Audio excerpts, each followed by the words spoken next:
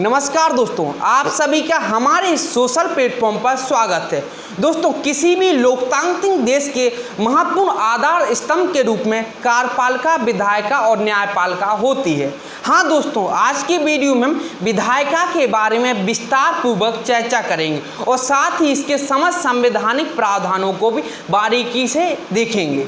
इसलिए दोस्तों, अगर आप किसी भी प्रतियोगी परीक्षा की तैयारी करते हो, चाहे वह यूपीएससी हो, एमपीपीएससी हो, एसएससी हो, रेलवे हो, बैंक हो, या फिर आप भारत के नागरिक ही क्यों ना हो, तो यह वीडियो आपको देखनी चाहिए, क्योंकि यह वीडियो आपको एम्पावर करती है, नॉलेज से एम्पावर करती है। और मैं हमेशा कहते रहते हैं कि नॉलेज इज़ पावर।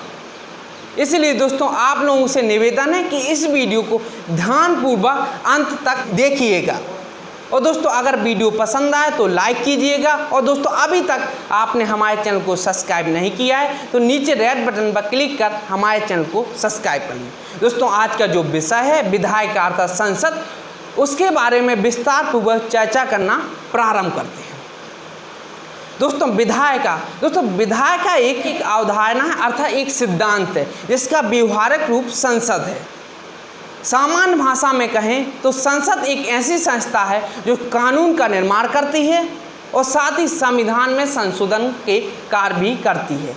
अर्थात भारत में जितने भी कानून हैं उनका निर्माण संसद के माध्यम से ही किया जाता है। और संविधान है जो भारत का सबसे बड़ा दस्तावेज है, उसके बारे में कोई भी बारे में संशोधन भी संसद के माध्यम से ही किया जाता है। इसलिए दोस्तों, जो संसद होती है वो लोकतंत्र के महत्वपूर्ण स्तंभ के रूप में कार्य करते हैं। इसलिए दोस्तों, संसद के बारे में भारतीय संविधान में विस्तार पूर्वक चर्चा की गई है, जिसका उल्लेख अनुच्छेद 79 से लेकर अनुच्छेद 123 तक विस्तार पूर्वक किया गया है। दोस्तों, अब हम समझते हैं जो संसद होती है उसके बारे में चर्चा संविधान के अनुच्छेद 79 अर्थात 79 में किया गया है, जिसमें कहा गया है कि संसद के 3 महत्वपूर्ण अंग होंगे, राज्यसभा, लोकसभा और राष्ट्रपति होंगे। दोस्तों, राष्ट्रपति के बारे में हम पूर्व भी पिछली 3 वीडियो में विस्तार पूर्वक चर्चा कर चुके हैं। इसलिए इस वीडियो में हम संसद के महत्वपूर्ण अंग राष्ट्रपति के बारे में चर्चा नहीं करेंगे। और दोस्तों, अभी तक आपने राष्ट्रपति वाली वीडियोस नहीं देखी हैं तो उनकी लिंक नीचे डिस्क्रिप्शन बॉक्स में दी गई है, आप वहां पर जाकर देख सकते हैं। दोस्तों, अब हम दूसरे नंबर पर बात करेंगे राज्यसभा। दोस्तों, राज्यसभा संसद का उच्च सदन होता है। जैसे कि ब्रिटेन में हाउस ऑफ लॉर्ड्स है, उसी प्रकार भारत में राज्यसभा है। राज्यसभा अर्थात राज्यों की सभा। राज्यसभा एक ऐसी सभा है जो राज्यों का प्रतिनिधित्व करती है और इसके सदस्यों का चुनाव राज्य विधानसभा के सदस्यों द्वारा अप्रत्यक्ष रूप से अनुपातिक प्रतिनिधित्व के तहत एकल संक्रमणीय मत प्रणाली के द्वारा किया जाता है। और अब दोस्तों, हम राज्यसभा की जो संरचना है उसके बारे में चर्चा विस्तार पूर्वक अनुच्छेद 80 में की गई है, जिसमें कहा गया है कि राज्यसभा के 238 सदस्य राज्यों और केंद्र शासित प्रदेशों द्वारा निर्वाचित किए जाएंगे। वहीं पर दोस्तों 12 सदस्यों को राष्ट्रपति द्वारा साहित्य, कला, विज्ञान और समाजशास्त्र के क्षेत्र से मनोनीत किया जाएगा। उदाहरण के तौर पर अभिनेत्री रेखा, क्रिकेटर सचिन तेंदुलकर आदि राष्ट्रपति द्वारा मनोनीत किए गए थे राज्यसभा में। और दोस्तों, अब हम बात करते हैं लोकसभा। दोस्तों, लोकसभा संसद का निम्न सदन होता है। जैसे कि ब्रिटेन में हाउस ऑफ कॉमन है, उसी प्रकार भारत में लोकसभा है। लोकसभा सामान्य अर्थ होता है लोगों की सभा, अर्थात यह लोगों का प्रतिनिधित्व करती है और इसके सदस्यों का चुनाव प्रत्यक्ष रूप से वयस्क मताधिकार के आधार पर किया जाता है।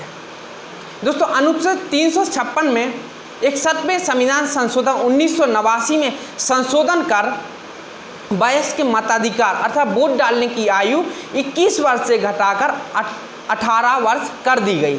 अर्थात आपकी उम्र अगर 18 वर्ष हो गई है तो आपको लोकसभा के सदस्यों को चुनने के लिए वोट देने का अधिकार प्राप्त हो जाता है। और दोस्तों, अब हम बात करते हैं लोकसभा की संरचना के बारे में, अर्थात लोकसभा में कितने सदस्य होते हैं उसमें और वो कहां से चुने एवं निर्वाचित किए जाते हैं। दोस्तों, लोकसभा के सदस्यों की कुल संख्या 552 निर्धारित की गई है। जिसमें कहा गया है कि 530 सदस्यों को 530 सदस्य राज्यों द्वारा निर्वाचित किए जाएंगे। वहीं पर दोस्तों 20 सदस्य केंद्र शासित प्रदेशों द्वारा निर्वाचित किए जाएंगे। और वहीं पर दोस्तों अनुच्छेद 331 में कहा गया है कि आंग्ल भारतीय समुदाय का अगर लोकसभा में प्रतिनिधि नहीं है तब राष्ट्रपति 2 सदस्यों को आंग्ल भारतीय समुदाय से मनोनीत कर सकता है। इस प्रकार दोस्तों हमने जो लोकसभा है और राज्यसभा उसके निर्वाचन और उसकी संरचना के बारे में चर्चा की है। वहीं पर दोस्तों राष्ट्रपति के बारे में हम पूर्व ही चर्चा कर चुके हैं। इस प्रकार जो संसद होती है उसके 3 ही अंग होते हैं, राष्ट्रपति, राज्यसभा और लोकसभा।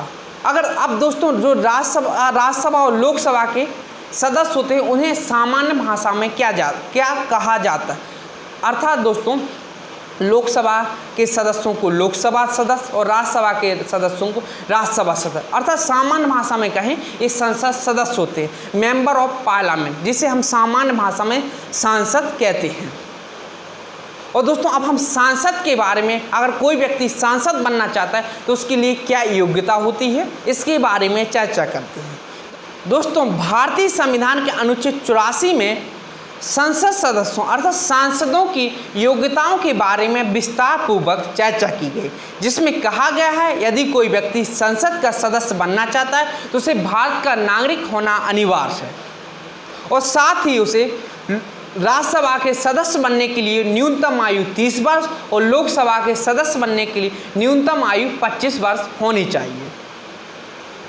और इसके अलावा संसद द्वारा बनाई गई विधियों के तहत भी उसे योग्य होना चाहिए, अर्थात यदि कोई सीट आरक्षित सीट है तो उस पर वही व्यक्ति चुनाव लड़ सकता है जो उस जाति या उस संप्रदाय या उस वर्ग में आता हो। इस प्रकार दोस्तों हमने अनुच्छेद 84 में दिए गए प्रावधानों के तहत संसदों की योग्यताओं के बारे में चर्चा की है। दोस्तों अब हम समझते हैं अगर कोई व्यक्ति संसद सदस्य है या कोई व्यक्ति संसद सदस्य बनने के लिए अयोग्य है, अर्थात सांसदों की अयोग्यता के बारे में चर्चा करते हैं। दोस्तों संसद सदस्यों की अयोग्यता के संबंध में भारतीय संविधान में अनुच्छेद 102 में विस्तार पूर्वक चर्चा की गई है, जिसमें कहा गया है कि यदि कोई व्यक्ति भारत सरकार या राज्य सरकार के अधीन किसी सेवा में कार्यरत है तो वह व्यक्ति संसद सदस्य नहीं बन सकता है। इसके अलावा यदि कोई व्यक्ति मानसिक रूप से विकृत है अर्थात पागल है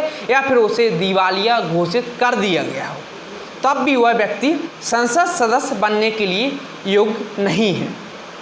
इसके अलावा भी दोस्तों जनप्रतिनिधि अधिनियम 1991 में संसदों की अयोग्यता के संबंध में चर्चा की गई है, जिसमें कहा गया है कि यदि कोई व्यक्ति जिसने कोई अपराध किया है और उसे 2 वर्ष या उससे अधिक समय के लिए कारावास अर्थात जेल जाना पड़ा है तो वह व्यक्ति संसद सदस्य बनने के लिए योग्य नहीं है। इसके अलावा यदि कोई व्यक्ति किसी ऐसे निगम में कार्यरत है जिसमें भारत सरकार या राज्य सरकार की 25% या उससे अधिक हिस्सेदारी है तो वह ऐसे निगम में कार्यरत नहीं होगा। अगर कोई व्यक्ति ऐसे निगम में कार्यरत है तो वह संसद सदस्य बनने के लिए योग्य नहीं है।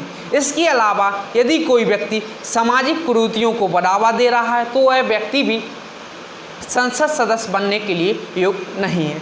इसके अलावा दोस्तों तीसरे नंबर पर दल बदल अधिनियम में संसद की अयोग्यताओं के बारे में चर्चा की गई है, अर्थात कोई व्यक्ति संसद सदस्य है और वह व्यक्ति अगर दल बदल करता है तो वह अयोग्य घोषित किया जा सकता है। इसके बारे में उल्लेख भारतीय संविधान की 10वीं अनुसूची में विस्तार पूर्वक किया गया और यह अधिनियम 1985 में लाया गया था। इसमें कहा गया है कि यदि कोई व्यक्ति उच्च सदन या निम्न सदन का सदस्य अर्थात लोकसभा या राज्यसभा का सदस्य, उदाहरण के तौर पे हम समझें यदि कोई व्यक्ति बीजेपी से लोकसभा का सदस्य है और वह कांग्रेस में सम्मिलित हो जाता है अतः उसने दल बदल किया है, इस आधार पर उसे अयोग्य घोषित किया जा सकता है। या फिर कोई ऐसा व्यक्ति जो लोकसभा का सदस्य है वह निर्दलीय रूप से लोकसभा में चुना गया अर्थात निर्वाचित किया गया है और वह किसी दूसरी पार्टी में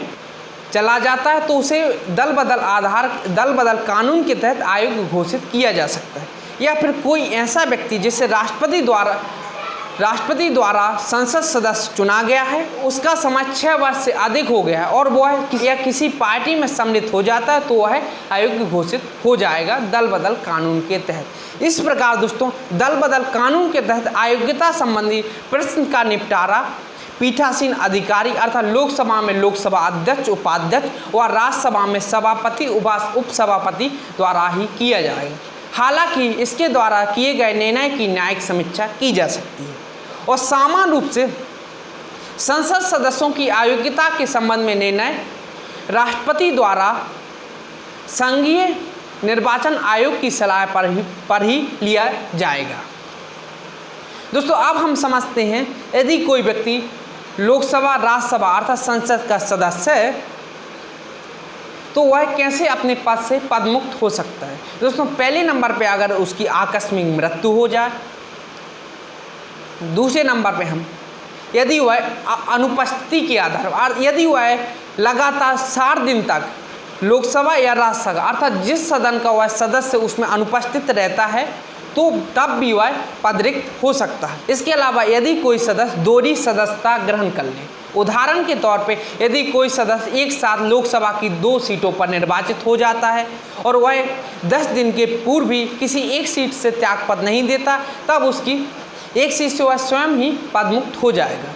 इसके अलावा यदि वह दोनों सदनों का सदस्य चुन लिया जाए या फिर एक ही सदन यदि वह लोकसभा का पूर्व सदस्य और पुनः किसी दूसरी सीट से सदस्य चुन लिया जाए या फिर वह पूर्व में विधानसभा का सदस्य और फिर उसे संसद का सदस्य चुन लिया जाए अर्थात दोहरी सदस्यता ग्रहण होने पर वह पदमुक्त हो सकता है।